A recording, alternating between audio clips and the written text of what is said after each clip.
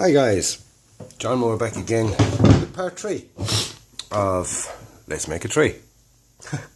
Anyway, this is a little test one that I got the whole idea from. Watched a couple of videos on YouTube, said, I'll give that a go. I had a small bit of wire there, so I said, I'll see what I can do. Fiddled it up and it actually came out quite grand. Good enough that I said, I'll make a bigger one and use it in a Joyo. So, anyway, as I said, part 3. This is where we were at the end of part 2. It's all trimmed off now. Remember, I just trimmed off one of the branches on part 2. Which is all trimmed off, and as you can see from the overhead, it's not perfectly circle. It's got more of a natural shape to it. The branches have got all, natural little twists and things. If you look up at a tree, they're not perfectly straight. They're bent and all gnarly and stuff. Anyway, for part 3, what we need is Milliput. I use the Milliput Superfine White, equal quantities of both in epoxy, or you can use the Milliput standard yellow grey. I find that a little bit too heavy for what we're doing in this. I use it for stowage and stuff, but I haven't done it for a while. Also, to mix the Milliput, you will need a little piece of glass and some talcum powder. I use the talcum powder, put it on the glass, spread it around. I also put some on my hands. As you can see, I've already had some a little bit on my hands. This is take 2. Take 1, the dogs went mental when somebody knocked at the door. So for this, what we're going to do is we take equal quantities of both. So let's just take a little bit each time. It's easier to make a small piece each time you do it, and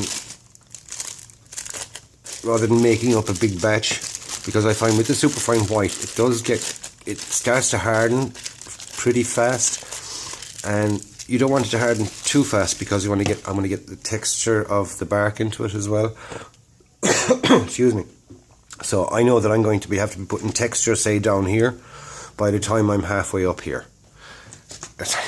I'll be texturing this section down here while I'm still putting plaster or Milliput up in this section. So you've got to kind of be fast. So if I mixed a large bit of Milliput, you can imagine I'd be all over the shop. And if I had to stop or take a break or whatever, you're only wasting it. And that's not what you want to do. So basically you get equal quantities of the Milliput. I don't have to show you how to mix Milliput. There we go. I find by breaking it and sticking it back together again is about the best way to do it, rather than rolling it, which I do as well after this. Oops, that's it. John kicked the old camera. I probably knocked everything out of view. No, it's still in view. Right, mixes through pretty fast, and you'll find it starts getting softer and easier to work with. With the Milliput, the yellow grey Milliput, you have to kind of leave it sit for a little while before you can really start working with it. I find with this you can start working straight away. So what we'll do is we'll just take a piece, put that there, and what we want to do is we want to roll it into a snake. We've all done this in school and things, and playing with plasticine and stuff as young children do. So we all have made plasticine snakes. Why is he making a snake, you ask? Snake in the grass, snake in the tree? No. Right, what we do is we start at the bottom and we press in. And we go around and around and around. And that's why we do it in a snake, because it's much easier to get a nice even texture, see? And as you put it around, just squeeze it with your fingers. Don't worry too much about getting it all in place at the moment. That's all done in the little fine bits and pieces. I have a sneaky suspicion I'm going to run out of Milliput. Didn't realise how much this is going to use.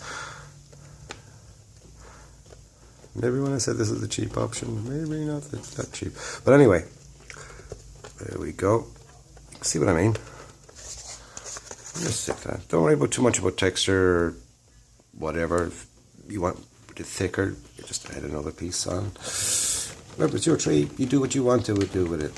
Depends on the type of tree you're making. You can be specific. I'm just being general. I'm not well up on my tree varieties or things. I'm just going for a generic tree, if there is such a thing. Mr. Tree. My daughter thinks I'm very funny anyway. Don't you, Abs? Mm-hmm. At least I've got one fan. Right. Now, as you see,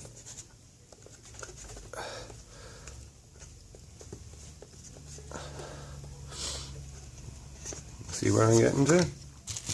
And let's mix up more Milliput. Actually, I think I already mixed up the last big chunk of it together. It should be near enough the same size. Should be. Yeah, well done, John. That goes to show you how inaccurate a lot of my previous efforts were. So let's make up a big bit of Milliput. I'm going to pause this for a few minutes because you don't want to watch me playing with this. I'll get back to you when it's all mixed up and we can continue on from there. And we're back. It's all mixed up now. Right, take our little chunk.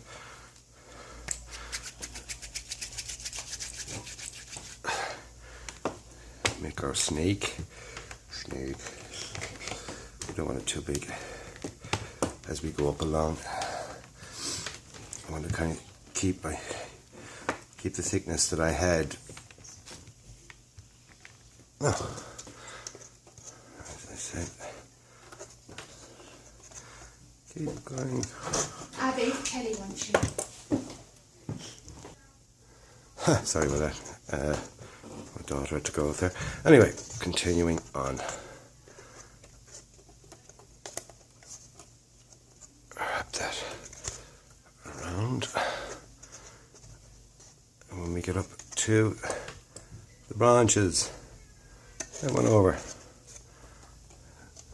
This is where it starts getting awkward, and your snakes wouldn't want to be so long. But I'll just continue out along the branch just to show you.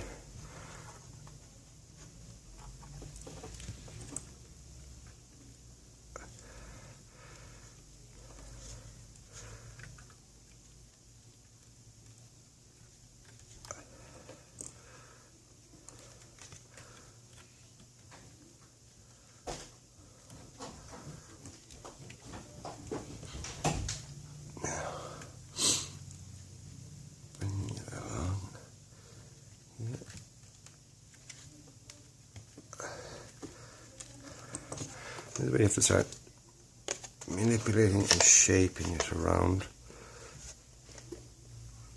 and smoothing it in. What's also handy when you're working with this stuff is a little tub of water. When you get to say the stage where it starts, it's starting to go, but you're not ready to work on it yet, you can give it a little wetting. Bit of moisture, and that will soften it back up again, but not too much, because this stuff will practically go to liquid very fast for you. I use it for filler, because you can roll out your little things, cut it to size, pop it in, a little bit of water on a brush or whatever, and it feels fabulous. Plus, it's easier for me to get this stuff than it is to get, say, proper model filler. I have to order it online and things, and I just prefer to actually go to a shop and buy it. Don't know why. But anyway, we want to get, just say I have it this bit, all smooth it down and whatever. And what you do then is you get a brush like that. Real stiff brush. They're usually a cheap brush because they're kind of with nylon hairs. And hold on a second now. Forgot to get some water. Typical out of John. I'll use this. Right. Just need a small bit.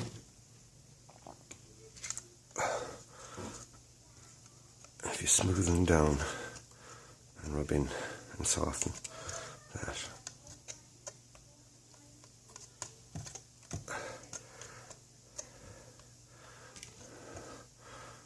And this is why you want the water. I forgot about that. Silly John. Alright. Get it nice and wet so you can feel it. That it's, there we go, see? It's starting to liquefy. You want to get it to that stage. And the one time I can't find anything to wipe my hands with. Right. Then you get your hard brush. And you do that.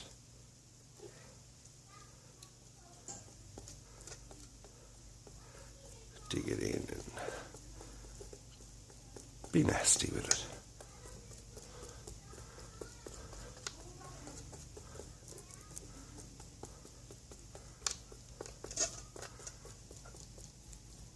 And what that will do is, when you paint it, that's something that will grab the wash. I don't know whether it will focus in on that. If you're not happy with that, and you want to say, you get, I've an even stiffer one here. Let's see, will that do a bit better? Yeah. See, you can get the idea from that. I'll continue on with this, and I'll show you when I have it all plastered, and continue on from there. So that'll be in part 4. So that's basically part 3, is you just plaster up your tree. Simple as that. It'll take you some time. It's not a kind of a quick job. I never said it was, but it's nice. Okay? See you in part 4.